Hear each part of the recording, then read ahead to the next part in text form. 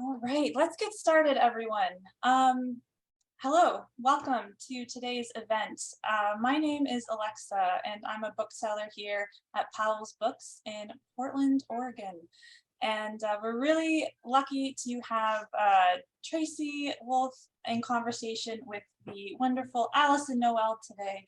Or I should say that reverse, actually. Alyson's here talking about her new book in conversation with Tracy Wolff. And yeah, we are really excited about this. Before we get started, I just want to do one housekeeping item, which is launch a little poll. If you wouldn't mind, I'm just going to launch it right now. Should be popping up on your screens. If you could just let us know how you found out about today's event, that would be wonderful.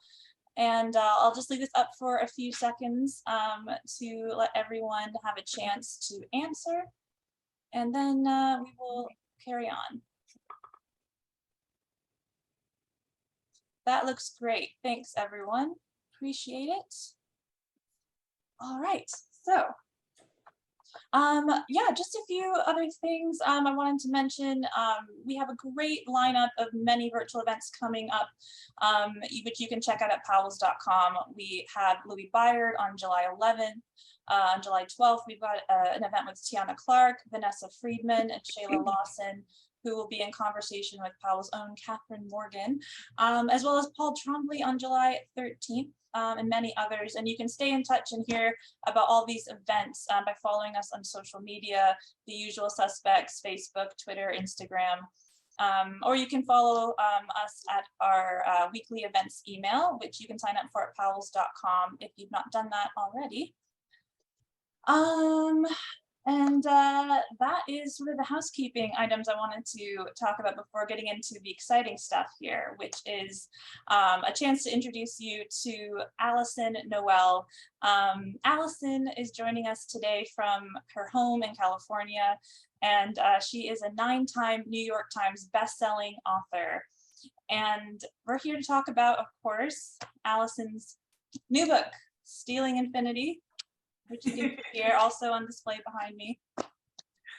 Alyson is well known for her beloved Immortal series as well, and has written many award-winning and critically acclaimed novels for readers of all ages, and boasts a dauntingly impressive list of accolades that kind of speak to how well loved her books are. Over 8 million copies in print. They're available in over 36 languages in 200 countries and have found their way to many best-selling lists, including USA Today, LA Times, Publishers Weekly, and more. Stealing Infinity, which is her latest and kickstarting a new exciting series from Entangled Publishing.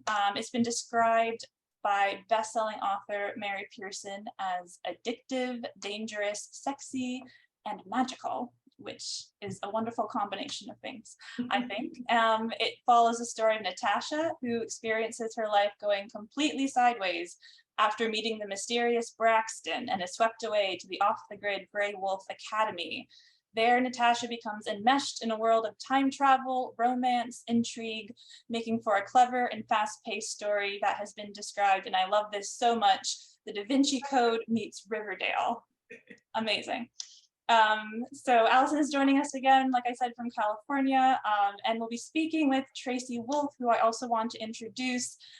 Tracy is the best-selling author of over 60 books and counting, a self-proclaimed lover of dragons, vampires, and all that goes bump in the night. Tracy is a former English professor and is well known for her Crave series, which I have a copy of that as well, which you can check out here. Which is also wonderfully titled for a series that features vampires, I think. Just a great title. And Tracy is joining us from Vermont today. That's where Tracy is zooming in from. I'm going to put both of those books as a link for you to buy in the chat very soon. But we are so happy to have both of you here. Welcome. This is going to be, no doubt, an otherworldly conversation, and I'm really excited to hear. Before we jump into the event, I want to remind all of our audience members that this event includes a Q&A, so don't be shy to use that Q&A button at the bottom of your screen. Please ask questions, or if you see someone who's asking a question that you want answered, feel free to upvote that as well. last but not least, a reminder that I will put the link to the books in the chat where you can support Alyson Noe, Tracy Wolff, and Powell's books by buying a copy from our website there if you so choose. And yeah, without further ado, let's get this started. I want to turn this over to our incredible authors, Alyson Noe and Tracy Wolff. Thank you. Hello, Tracy Wolff. Oh, hi, Alyson. Noelle, how are you? It's so good to see you. I know. I see you on Instagram, and that's it for a while. So right? We exchange notes on Instagram as we're on deadline. We've both been on deadline, so it's been pretty crazy. But it's so great to see you, especially on well, I guess it launched last week, so. In your almost launch week, it's super exciting to be here talking about Stealing Infinity, a book that I got to read much earlier than most people, and I am so grateful that I got the chance to, because it was incredible. And I guess I wanted to start by, well, why don't you tell us a little more about why don't you just, what everybody's appetite, just a little more if they haven't had a chance to read it yet. Well, I mean, what's there to say? I mean, first of all, before you even say anything, I have to say that I am like so fangirly over the premise of the book, right? Like this concept. I mean, we're allowed to say like the whole premise, right? Like you're stealing, right? Stealing, going through time and stealing artifacts. Like I think that is like such an incredible idea. And the minute I heard about it, I was just like, it just seemed like so much fun. I was like dying. I was like, give me the book early. So I was super excited that I got the chance to read it. So tell us how you came up with the premise and a little more about it from there. Yeah. So, I was taking a break, as I've, put out there. It's been 5 years since my last YA. And honestly, I thought, maybe I'm retired now. I'd written 26 books in a relatively short amount of time. I did a ton of touring, 5 continents, and I was a little exhausted and a little burnt out and kind of like, I don't even know what to write next. And I don't want to be repeating myself. So I'm just going to step back for a bit and, do other things. And then, it just turned into 5 years, and I thought, maybe I'm retired. I don't know. But, Tracy, as a writer, you can take time off. You can walk away. You can say you're done. We've all proclaimed that at different times. And then it just starts going. Yeah. And, you've got the little shiny ideas still popping up, and you just don't even live in the world, like you maybe did way before you had any inkling you were going to be a writer, if that was even that time.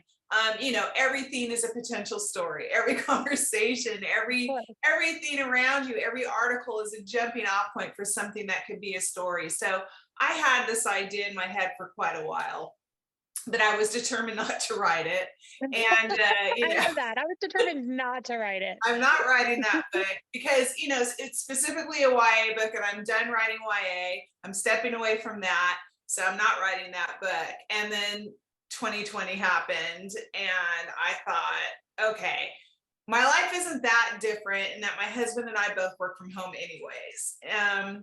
But now I'm truly stuck at home. I'm like truly trapped in this place. And what the heck? Like, there's no obligation here. Like for the first time in a really long time, I could just sort of write this idea, play with this idea, explore with this idea. There was no deadline attached. There was no expectation from, readers or publishers or any of it. I was just writing sort of for myself and creating this world. And as this pandemic and quarantine continued, and there was so much fear and uncertainty and loss and grief, and it was just such a hard time for everybody to live through, I really started looking forward to the time I would spend at my desk. I just wanted that escape. I wanted to be in a world that wasn't the outside world. I wanted to be in a world where I got to populate the people and make the rules and, control how things worked and just escape into something else entirely. And so, yeah, I really started writing this book, and I was committed to it before I knew it. And, I am a pragmatic person. So by the time I finished it, I was like, well, I did write a book. Theoretical. It seems silly I should just to sit on probably sell it. it. So let's see what we can do with this. I Right. mean, let's just see. Maybe I am back in YA. I don't know. We'll see. And so that's just sort of how it all happened. But the ideas came from everywhere. It was like watching Oliver Twist and being like, ooh, but what if they were time travelers? And what if, they were stealing art and, trying to involve things that I love. I love art. I love tarot. I love numerology. I love the idea of this school that I would have loved to have gone to, because I was a lot like Natasha at that point in my life. And if someone could have saved me from myself, Grey Wolf might have been a cool experience. So it was just sort of a huge mix of themes kind of went into the pot of what became this book, Stealing Infinity. I wasn't always sure at first how that was all going to fit together and work out, but somehow, with a sprinkle of fairy dust luck and hard work, it does. And talent. Don't forget the talent. I don't know. I mean, you know how it is, Tracy. You look at the blank page 1 and you're like, I'll never get to page 500. Like, it's never gonna. Oh my God, right? Staring at page 1 is the absolute worst. And I don't know about you. Do you ever go through every book, the blank page at the beginning is terrifying, and I muck around forever in the first 2 chapters trying to figure out what on earth I'm doing. But then there's someplace, I get in my rhythm, I get my feet under me, I start to write, but somewhere past the halfway mark, usually because my books are so long, right? I'm like, oh my gosh, I should be, almost done, and I'm only at the halfway mark. I'm like, this is it. This is the book I'm not going to finish. This is the book that broke me. I'm done. Do you do that? Is it just me? Oh yeah. I mean, everyone's like, okay, now it's clear I don't know what I'm doing. Now I have no idea. Everything I thought was everything that came before was just, I don't know how that worked, but now, the steam has run out, the magic is gone. Yeah, I always at the halfway point, it's like I'm like lost in the forest of my own words. And I have no idea where I am. And I honestly go back to the beginning and I just sit down and read it again. I also look at the outline that I made and, I'm like, oh yeah, that's why I'm here. Like, this wasn't a mistake after all. There's a point. We've known each other so long. That's so interesting, because that's exactly what I do. I get to the halfway mark. Like, I feel like I'm going well. Like, I know what I'm doing. Things are going well. And then, like I said, a little past the halfway mark, maybe at not quite the 2/3 mark, I'm like, oh my God, everything I've just written is absolute crap. I have no idea what I'm doing. This book is, whatever. And then I have to I go to my agent, I go to, my partner, I go to my best friend, and I'm like, oh my God, I'm, 150,000 words in and I've made this utter disaster. What do I do? And they're like, take a deep breath. It's not bad. Go read it. And that's what I do. I go back and I read it. I'm like, by the time I get to, I'm like, oh, okay. All right. So it is okay. It is not terrible. I'm not, and then you're like, okay, now I see where I was going with this, and let's try this again from, the second half. It's so interesting that our process is so similar.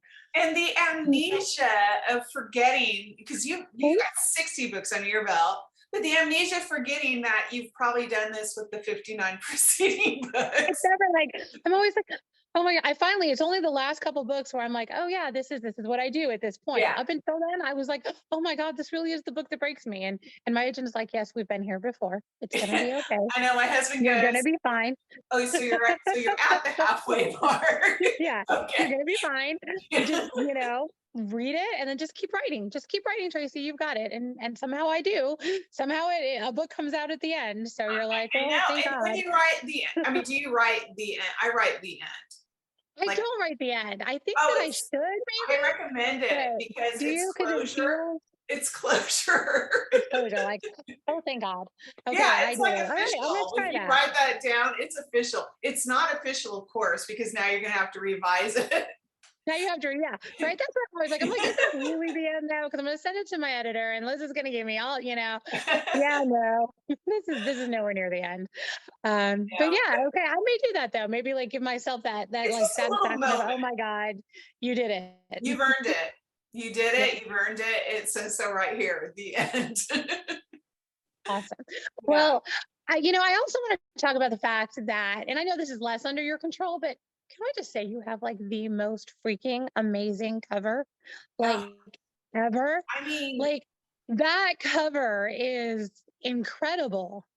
Yeah. I mean, what do you say besides, yeah, my cover's incredible. What's he gonna do? from an author that has amazing covers.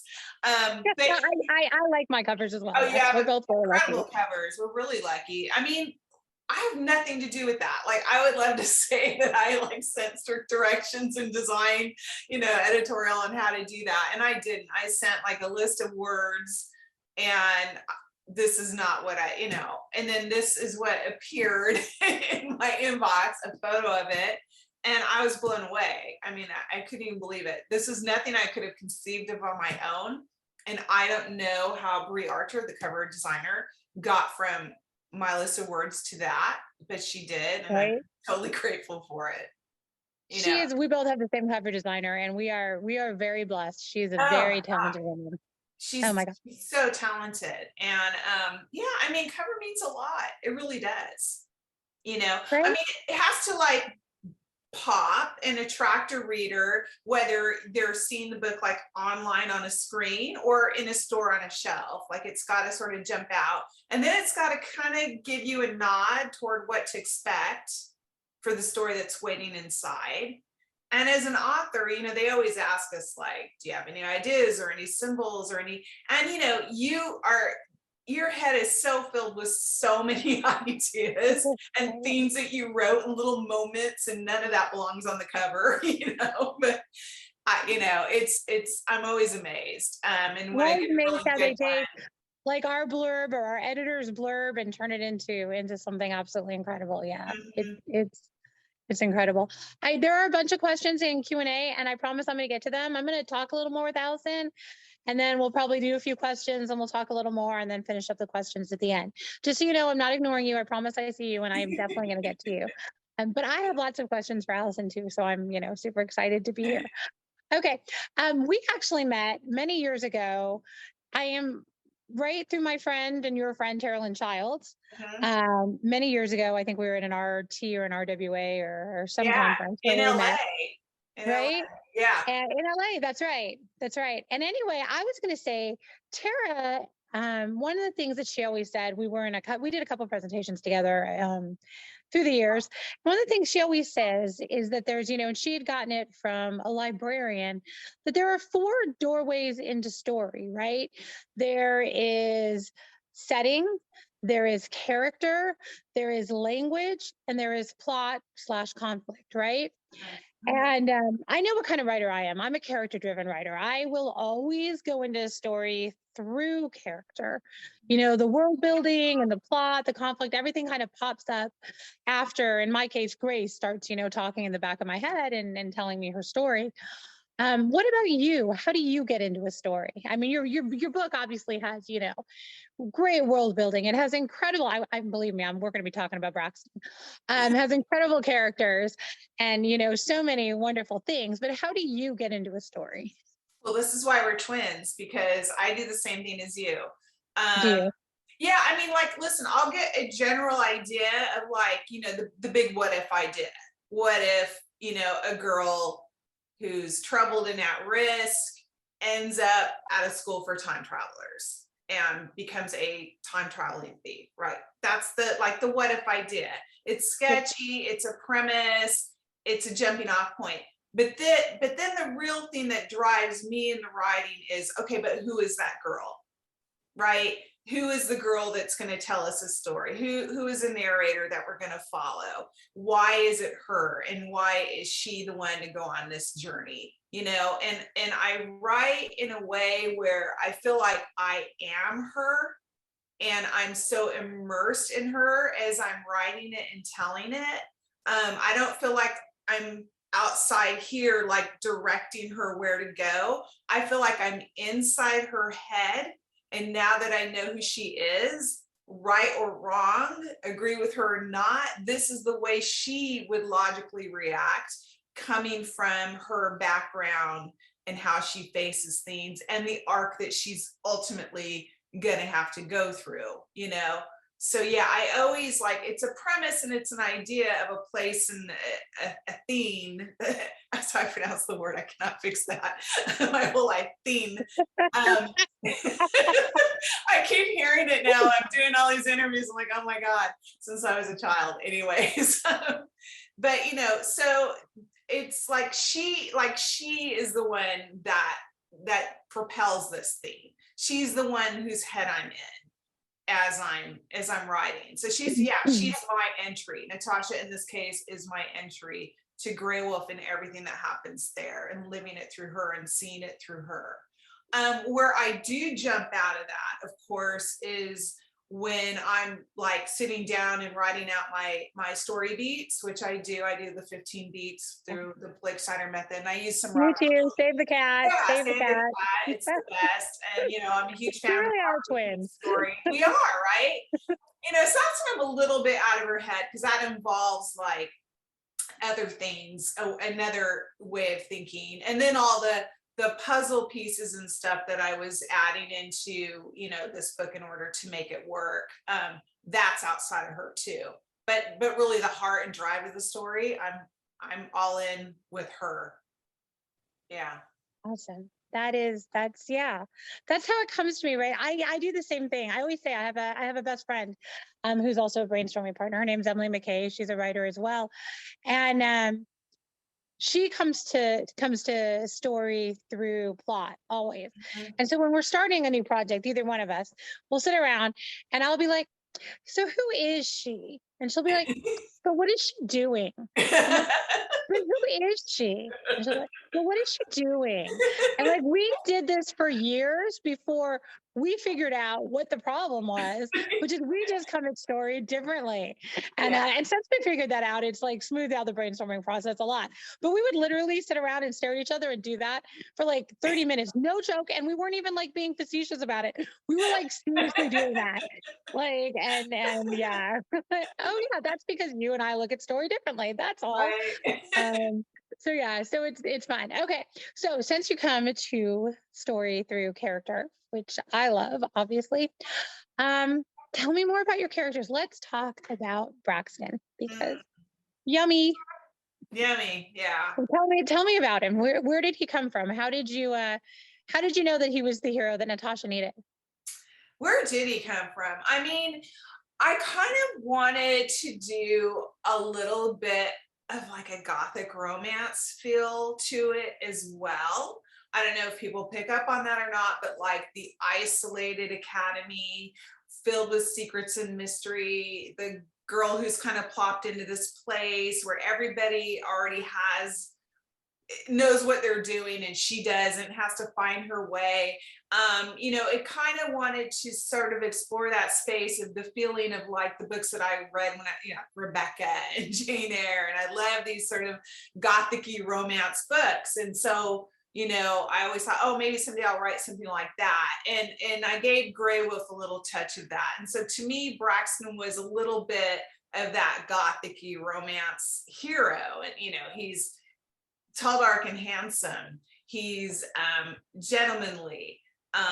He is very mysterious though, and we're not really 100% sure of who he is. We both know they're holding stuff back from each other, and him more than she is, and so it's sort of the discovery of as this book in the series goes on of who he really is and how they actually fit together. That's sort of the fun part to write. And then to describe him, I mean, that's just like that's just like really fun. That's the best part. That's the best part, right? Yeah. Just imagine this little bit of yumminess and that little bit of yumminess, and you mix it up and you add this little bit of yumminess. It's a Frankenstein of yumminess, like various attributes. That's right. That's a great way to say it. Creating like a yummy Frankenstein, yes. that is a great way to say it, yes. Okay, so we've talked about Braxton. We've talked to, why don't you tell me a little bit about the world? Because your world building is just, off the charts in this. I think it's so interesting. And it just, it just gives me chills when I read it. So tell us a little more about your world. I mean, I was just sort of like, what would be a really cool place that I would love to go to as the 18-year-old me and then now me, like, right? Because it's got meld, right? Like, what does 18-year-old Tracy or Alyson think is cool, and then what does also like now, right? Because you're going to be excited about writing it. There's not like this enormous difference between the two, I love that you say that because I always say that, you take those BuzzFeed quizzes, and every time I take a BuzzFeed quiz, every time it tells me I'm 17 years old. And I'm Yeah. like, that seems about right. Yeah, Yeah, that tracks. I mean, I'm a little older, a little slower, but yeah, Yeah, it's still feel like in here 17. though. It's in here and it's in here. Yeah. Yeah, I mean, I just was thinking of like what would be this really cool, amazing, luxurious vaulted place. Natasha comes from so little. She's really struggling financially to get by. It's her and her single mom. I grew up a lot. We have a lot in common, Natasha and I. And, I remember how I used to like read Vogue magazine and just dream of a better life. I didn't entirely know what that would be, but it was in these pictures of people, posing as though they were living that thing. And so she sort of has that idea of this wish fulfillment, like if I could just have a life that looks like that, and of course she's going to discover that that is clearly all that glitters is not gold, as we all discover at some point in our lives. But I wanted Grey Wolf to be this amazing place of luxury where art is revered and her closets filled with designer clothes, and I wanted them to be sort of immersed in parts of what it might be like to live in the past. They dress for dinner and they can have wine with dinner, not to get drunk, but to pair it with food and learn how to conduct themselves in this environment. Because in the times and places that they'll be traveling to, they're going to be going to great, gala Right. Yeah. events in Versailles, a ball at Versailles, and they have to know how to blend and fit in to a society like that and a culture like that, and know what the manners are and how to conduct themselves. So they're really isolated from the outside world. There's no, cell phones, there's no selfies, there's no social media, there's no modern music. They have to listen to classical music and things like that. So And know how to dance and do yeah, all and the dance and things. learn sword fighting and equestrian and all the things you would have to know in order to blend in, in centuries before our own, and how to use a chamber pot, which she's just like, oh my God, and that's kind of where I draw the line. Like, I love the idea of time travel until I think of the practical things like that. Like, you're going to have to use a chamber pot. There's a scene in court, right, where I don't want to give too much away, but I'm like, I just create a magic toilet. I'm like, we're just not doing the chamber pot thing. We're just Yeah, not. We're just not gonna do it. yeah, it's just like the idea of it, right? Oh my God. So, but I have her like confront the idea of like, oh my God, I'm in this gorgeous gown, but if I drink too much water, there's a chamber pot in my future. So it was just fun to sort of build this world from scratch, from the bottom up, and make it look like I want it to. So it's a place of, it's a juxtaposition of very, very, very high tech, and then old world luxury with, great pieces of art and dressing for dinner and all those scenes that I explained. So Well, I think you blended. I think you blended beautifully, and I just was super impressed. I love the book. I think it's great, and I'm gonna say, if I look distracted, I'm gonna say I apologize. I'm trying to like work the Q&A on my phone, and it's just being difficult.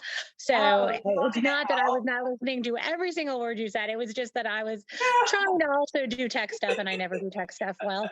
So so anyway, but I have got it now, and I am going through. Megan Cox asks, most people say your first draft is utter garbage. Did you feel like that? And did you change it a lot since you first wrote it? yes, the first draft was absolute utter garbage. It always is. It always is. And I'm not a writer who goes like straight through. I don't. Oh, you're not? Okay. No, I don't do that. I revise constantly, constantly. So, like I have my daily word count. I do that, and I revise a little bit as I'm doing that. And then the next day I sit down, I reread what I wrote the day before. Now, as the book goes on, it gets bigger and bigger. Maybe I reread a little bit less of it, but like I am revising every single day. And then I do several full revisions before I hand it in. And then I know I'm going to do more. But even with all that revising, it might be a little bit less garbage than if I just gone straight through. Yeah. But I still know it is not fit for print. You know, I just know that. And it's okay, because I think, you know, you have to be in the space of being willing to allow that. And as a new writer, please hear me when I say, none of these books behind me were our first draft sitting on a shelf. You know, it's just not how it works. Like, your first draft isn't that good, but that's okay, because you finished, first of all, which is huge. You did something that a lot of people never do. They never So finish, yay, but you that's did. amazing. Yeah. And, you know, you allow yourself to make mistakes, which is what it takes. And it's for that first draft is for finding your way. It's for figuring out who these characters are, what the story is actually about, you know, on an inner level and an outer level, and you know, and how to, where you are even going with this. It's a discovery time, right? I mean, is that how you kind of approach it? Or Yeah, I actually do. I would have said before you gave your explanation that I write straight through, but I do actually what you do. I actually spend, it's whether, because now the Crave book chapters are so short. I would always say the first 3 chapters, but now it's more like the first probably 7 to 10 chapters. I will muck around in them, like I said, forever. I will just, you know, me try and too. figure out the story, especially if it's like a new series or a new book where I don't know the characters. Try to figure out my characters, try to figure out what's going on, because like you, I enter through character. So I have a basic premise, like, okay, it's going to be a vampire school. Grace doesn't know anybody. She doesn't know it's a vampire school. She shows up. What's going to happen? And then after that, I'm like, well, I don't know what's going to happen. I have no idea. Anybody know? Let's sit here and figure it out. So, you know, as the series has evolved, you know, obviously, like, my editor sat down and we were like, no, this is where we want the series to go and all that. But I still feel like the premise is the same, even as I start, you know, even as I started Charm. I'm like, I knew where I wanted the book to go. I knew what it needed to do. But I still was like, you know, I even, you know, had a, you know, synopsis, and I was like, you know, I don't really think it goes there. Like, let's fix this. Let's do that. You just muck around and muck around and muck around, and you reread and reread for weeks, right? And then once those chapters are solid, then I kind of write for a while. But I will revise. I will, like, I don't revise every day. I find like I do better revising maybe once every 3 to 4 days. I'll write, hit, you know, I don't really have a word count that I want to hit. Usually I'm just writing until I drop. I can't write one more word today, so I'm going to stop now and go pass out. Because my books, I tend to write in a very, you know, condensed period. And then I'll go back every 3 or 4 days and I'll edit everything that I usually from the beginning, right? And still changing those first few chapters till, you know, and then it gets to the point where, yeah, once the book starts growing past, you know, 200,000 words, I'm like revising only, you know, the section that I'm working on, and hoping that I've revised everything else enough, and knowing, of course, that my editor is going to come behind me and do an incredibly deep pass and, you know, tell me everything that's wrong with it. So, you know, actually thank God for editors, right, that they do that for us. And, for sure. you know, For and sure. that also gives us some time to, like, take a deep breath, take a step back, you know, stretch, take a shower, in my case, you know, and then come back at it with, you know, clean eyes and say, oh, right, yeah. Because I think if you get it right after, one, we either hate it, or two, we're like, don't say anything bad. I just worked so hard, you know, but you get that, you know, a little bit of time, a distance, and you can be like, okay, yeah, you're right. I shouldn't have a banshee, you know, go ahead, steal my banshee. It's fine. Right. You know, I mean, you know, you need that little bit of buffer between. Yeah, absolutely. Absolutely. Okay. I'm going to try the Q&A thing again and see how we do.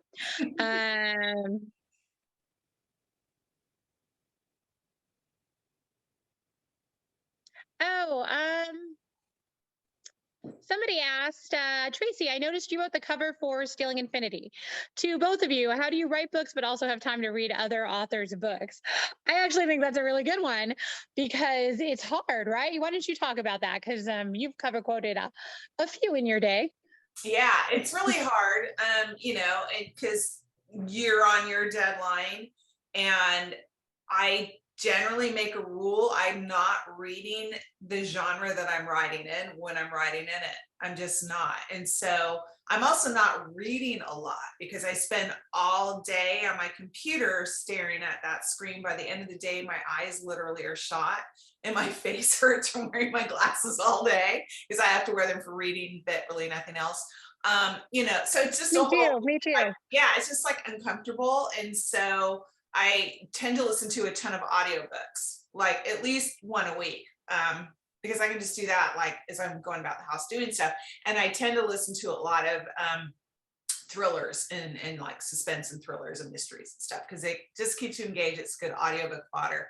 At the same time, it's always kind of an honor, right, to be asked to read someone's book and provide a blurb because one, they're trusting you to do this, and two, how much work goes into writing the book, and so you want to make space for it and give it the attention that it deserves. So, I mean, generally, I get the book in e-format and I just carve out the time. And if I'm really pressed, I'll carve out a page count, like, however many pages are in this day and when they need it by, and then like maybe 5 days to write the blurb because I actually find them really hard to write.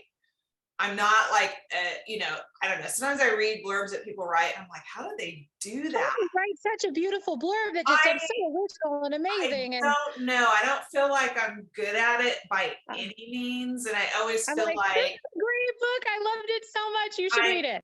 I know. I actually That's feel like exactly what I'm my letting books, them down. would sound like if I didn't have a few days to craft them, right? Yeah. They're hard. It's like an art form, but Right. yeah, I mean, listen, I remember during the Immortals, there were times I literally couldn't do it and I would have to say no. And I felt terrible and I regret it to this day. I do. I can think of a couple people in particular who I had to say no to. I still regret it. And I think that other authors understand. I was just so swamped and I was going to like a different country every month and writing like, 4 books a year. So there were times I couldn't do it, but I generally try to make room for it if I can. I do too. Because, I remember just starting out, 69 books ago and asking authors that I really admired and whose writing I really loved for quotes. And they were always incredibly gracious to me. I feel really, really blessed. From the beginning of my career, I started out in romance and Nalini Singh and Maya Banks and the whole group of them were just so really kind to me. And I try to always pay that forward. Yeah. But being asked to quote, your book, somebody whose, work I admire and who I like so much. And that's like, obviously a no-brainer. But I do it a little differently than you. I will, because I'm the same way. I don't read in the genre. One of the bad things about becoming, a successful writer, like it's such a bad gig. It's amazing and we're so blessed and so lucky and it's incredible. But I do not get to read as much as I used to. I used to be, a book every day, every 2 days, even with kids. This is how I was. And there's something about writing all day as your full-time job that makes it harder to sink into a book. Usually what happens to me is I just start going through my plot over and over again while I'm reading and I lose the thread of the book. I'm going to try audiobooks. I don't read them very often or don't listen to them very often, but everybody keeps telling me that like it's a game changer. So that's what I'm gonna try to do. I love it. And if You I do? really, Yeah. I love it. And if I love my Audible account, it's like my favorite thing. And if there's a book that I love listening to and I really like, I'll buy the book because it's a different experience. Like I'd be like, I want to have access to those pages. I want to be able to like really pour over the prose. But yeah, they're great. Yeah, absolutely. And so what I do is I'll be like, okay. And then I'll like be like, okay, what's the deadline? When do you have to have the quote by? And then I will try to find one day in there that I can carve out to just read the book beginning to end, like clear my mind. I'm not worried about my book. And I will just read it. Maybe it's 2 days, depending on the length of the book. Yeah. Or, how absorbed I am in the book. I definitely, read yours straight through. And and try and do it that way. And then, yeah, it takes me a few days to come up with a quote because I'm like, I really love it. It's really good. You know, I you're know, a great right? director, Buy doing this great things. book. Buy Buy this the book, book. buy the Tracy book. So yeah. Okay, let's take another question real fast. Let's go with, oh, okay. Robin asks, how do you come up with your characters' names? Both of you have fun, uncommon names in your book. I collect names. I collect them.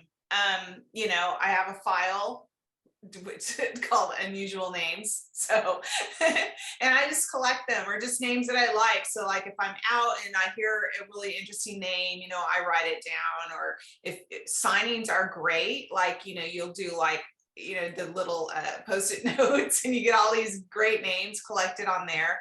I know like Elodie, the character, she came, that name, I was doing a book signing in Paris, actually at the children's fair, book fair in France. And I swear every other girl who walked up to get the Immortals sign, her name was Elodie. And I was like, and I'd never heard the name before, but I had like a stack of post-it notes of, you know, they all said Elodie. And I'm like, oh my God, I love this name. So I was just holding it until it's the right character. You know, I mean, I've had Elodie now for probably 8 years in my arsenal, and I was just hanging on to it until I had the right girl that could wear that name. And it's funny because like Natasha, and Braxton calls her Tasha, I had written the whole book, and then I remembered that like before I met my husband, he had a golden retriever named Natasha that he called Tasha. That's awesome. That's awesome. Your main character is named after your husband's dog. It's fantastic. Oh my God. Best character name ever. I forgot all about that. I was like, was that weird for you? It's like only in the beginning. That is awesome. How did you get your names? I Grace actually just came to me like when she started talking to me. Like I don't know. I just knew she was Grace. Other character names in the series came like a lot of different ways. Hudson, actually, I was an English instructor for a lot of years, and actually, the last semester, I think it was the last semester I taught. Maybe one of the last semesters I taught. I actually taught a kid named Hudson, and he was adorable. He was just a really nice kid, just really, I was teaching college, but he was just a really great guy. And I just thought, I really like that name. I'm gonna, and I just decided that was going to be Hudson's name. Oh. And so sometimes it comes from like one of my students who has an unusual name that I really like. Sometimes it comes from, readers that I've, met at different times. I'm like, oh, that's a great name. Sometimes more times I like to admit, I'm just like, okay, sometimes I'll look at like, okay, they would have been born in 1999. If they were born in 1999, what are the, top, 1,000, I do that like too. Google, do you do that? Go down the list of what were the top Totally. 1,000 most popular boys' names and girls' names in America or wherever it is they would have been born at that time. And you kind of go through and say, no, oh, I like that one. I like that one. I remember with one of my characters, I was like in Crave, Maris, I was like, I want a name that sounds like a vampire name. And I want her to be, have a French name. So I literally Googled French women's names. And like I went through the, whole list of names, and I hit that one, and I'm like, oh, I like that one sounds really vampire-y. I'm gonna go with it. And that's how she got her name, for example. So I kind of do it a lot of ways. Yeah. Until, and sometimes you try it, sometimes you have to try out a few until you get the right one, right? Yeah. I had one book where I had a heroine. I was almost all the way through the book, and she still didn't have a name. She actually had 6 names as I was writing her, and none of them felt right. And then I finally got it at the end. Her name was Elise in the end. But it just took me so long. Like I knew the hero's name right away. I just couldn't find her. I just I've couldn't get it done right. that too. And I feel like I can't really even get a good hold on this character until I have them properly named. Like I'll start sketching them out, and I've done that too where I've changed the name and stuff, but it like to me, it doesn't like really come alive until it's like, oh yeah, that's their name. You know, now like I know this person. It's weird, but there is sort of power in a name. There is, right? And it Yeah. just kind of tells you who they are. Okay, I'm going to try and get through a couple more questions. I know we only have about 12, 13 more minutes. Somebody asked, how do you guys write YA characters so authentically? Well, because I used to be one. I mean, I What? Really? We're still 17 in our head. I mean, I pull a lot from that. I don't, you know, and I think I try to approach it from who this character is. I don't try to approach it from this is how teens are in this modern day. Yeah, there are definitely differences between how teens were back when I was growing up and how they are now. For sure. You know, technology changes and we change and adapt our behaviors, you know, around that. But the core journey of being in adolescence and finding your way through that is primal, and it's universal, and it's the same. It's defining yourself, finding your way. All of the, you know, first love, first kiss, first betrayal, all of these things are happening for the first time. And I try to approach my characters as like, that's who this teen is at this point in her life, with the background she's lived up until now, and with those things taken into account, this is how she's going to react moving forward. I try not to approach it from like the universal teen perspective, like all teens are like this and this is the teenage journey, and more like this is just who she is. She may not be who you are or who you were, but this is who she is. And if you can buy the background I've given her, you know, and try to put yourself in her experience, whether it's foreign to you or familiar to you, then hopefully you'll believe the journey that she takes and the decisions she makes from there.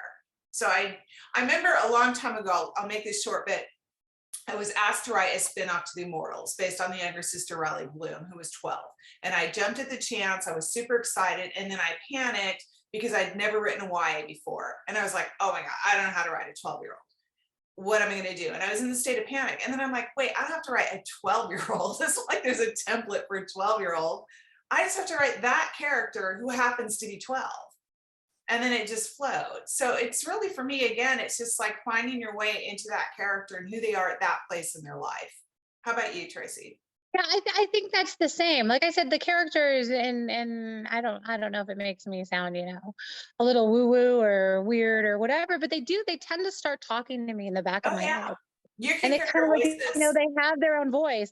I remember one time in particular, a character, I was working on 2 books at that time, and this character started talking in my head. I'm like, who are you? Like, you know, and I had to like, I remember, you know, texting my, or, you know, I think I called my agent or emailed her or something. And I was like, oh my gosh, this new character, I think I know who she is, but she doesn't belong in these works. I'm just going to table her here.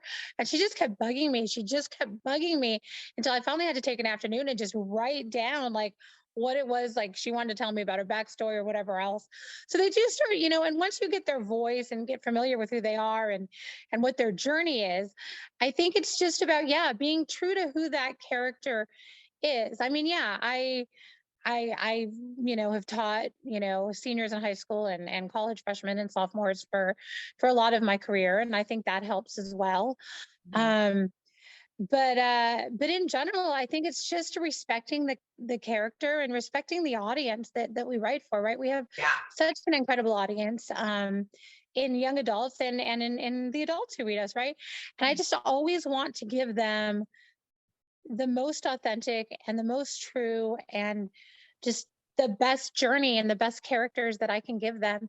And yeah, sometimes it's hard because you know, you want your character to do something, like it's important to the plot, and then you're like, no, I've built this character and I know that this character won't do that, so now I'm going to have to shift something around Yeah. because this is not going to go the way I want it to go, you Yeah. know. Yeah. That's even happened a couple times in the Crave books where I'm like, okay, I get to this point, I'm like, and, you know, and I'll call my editor and I'll be like, oh my God, I know we were sure that this is what was going to happen, but I'm telling you that this would not happen, you Yeah, know? like And as then, you get you to know know, them, you're like, this no longer makes sense for them. yeah, They this wouldn't do character that. from the journey that I've already taken them on, this character is not going to do what we thought they were going to do at this point. So, you know, how do you shift what you were thinking and make everything go to, you know, okay, well, where would it go then? What would it look like? And you And know, and I think that that's important though, because you have to honor that character and that's honor that's who the you key. created, who they are. Yeah, that's the key to keeping it authentic, is like just Yeah, staying true to that character. So yeah. absolutely. Okay, I think we have a couple more questions, time for a couple more questions that we can answer. Okay, here's an easy one. In the next book, will there be more chapters from Braxton's point of view? I can definitely say there will be, and then maybe more than one, but there will definitely be one. I will Okay, commit excellent. to Excellent. that. And then here's another one. Do you ever have a hard time writing the characters that are most unlike you? Where do you draw inspiration from with those characters? That's a good one. Yeah, I actually really like writing the characters that are most unlike me. I mean, I identify a great deal with Natasha. I don't really identify with Elodie, although I have known I've known a few Elodies in my life for sure. And I actually really like getting into writing her. One of the reasons is she's perceived as a little bit, Elodie's a shapeshifter. We don't really know what to think of her. She has a little bit of a I don't want to say evil, but for lack of a better word, a bit of an evil streak to her. She's got something going on. She's got something going on. But that makes her really fun to write because she can say things and do things and push boundaries and do all the things that maybe the heroine, the protagonist can't do or won't do or isn't going to do, or at least not yet. And it's actually really fun to sort of find your way into a character like that. And there's more to Elodie that what motivates her to even be like that. She's something's driving this behavior, and we will uncover that. But for now, it's just kind of fun to lay the tracks of where she's going, and yeah, so she's probably the one I identify with the least, but I really do like writing her. Yeah, I think there's, when you get a chance to write a character that is unlike you, I think it is fun. I love writing villains because there's the old saying, the hero is the hero of their story, the villain is the hero of their story. Right. And I kind of love exploring that, because a villain who isn't the hero of his story isn't a very interesting villain, right? 100%. I also love writing. I tend to write my heroes tend to be villain heroes, and I think they're so interesting because of the three different, heroes, villains, villain heroes. Villain heroes are the villains of their own story. They think they're the bad guy. Their moral code is different. And it's not necessarily bad, it's just different. Mm-hmm. And I love really getting to explore that, and like, what does that look like?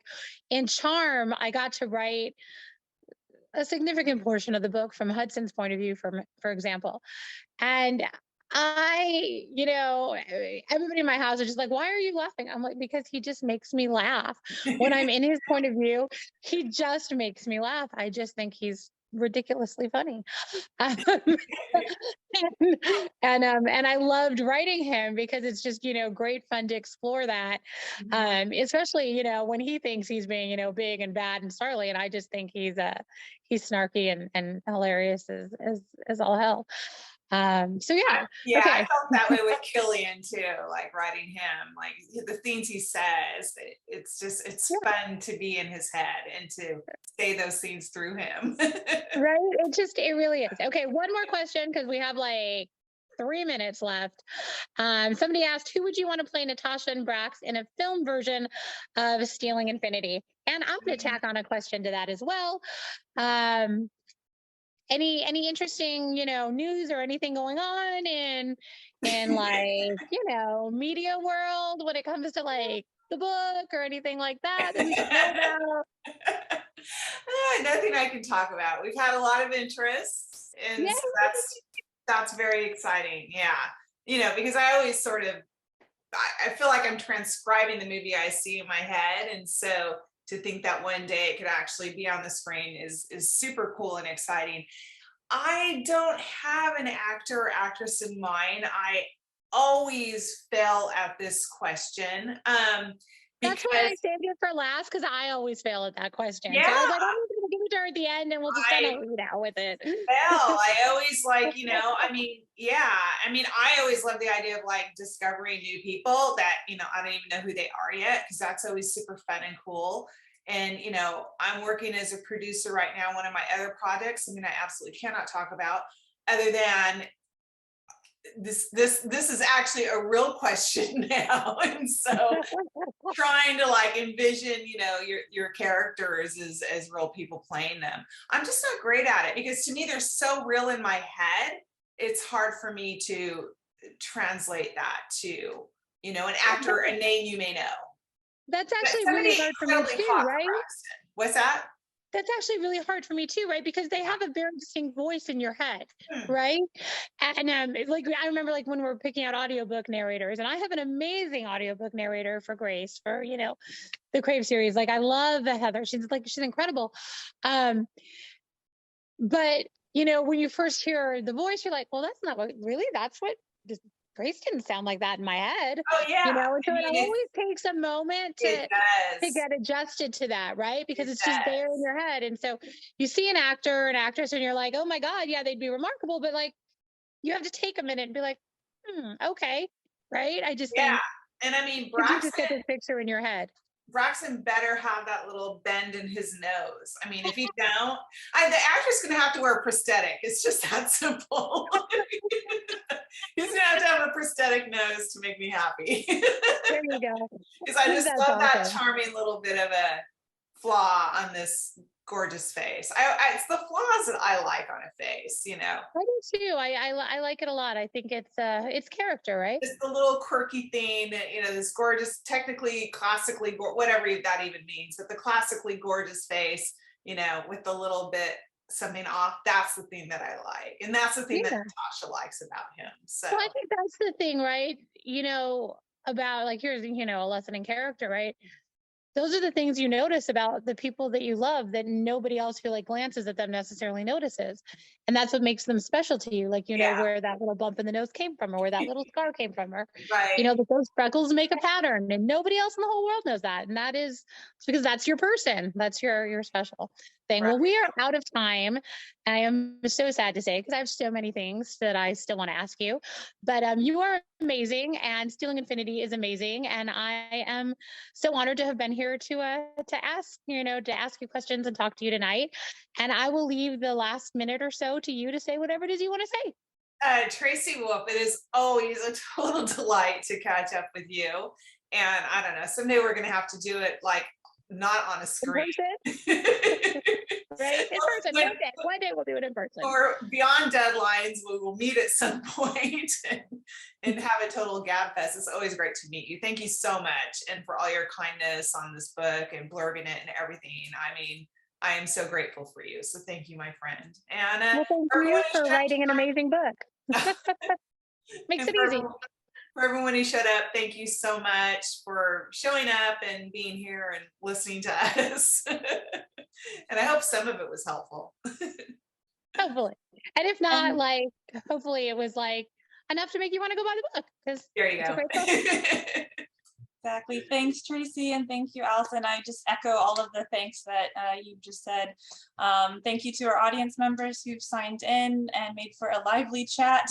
I just think this whole conversation has been a lot about literary friendship, and that is, I think, a very beautiful thing these days, even in these virtual realms, to see that connection. So that's nice. And yes, just on behalf of Powell's and everyone here, thank you to both of you for taking the time to be here today. You know, as Alyson and Tracy mentioned, you can buy the books at powells.com. This is Stealing Infinity with the beautiful cover that was discussed. I've left some links in the chat where you can find easy access to that on our website. And while you're there, feel free to check out our other lineup of virtual events. And yeah, thank you once again to you both. Really loved this event, and hope to see you around these virtual rooms soon, all of you, the rest of you. So take care until then. Good night. Good Thanks for night. having us. Thank Thanks you. to everyone. Thank you. Take care.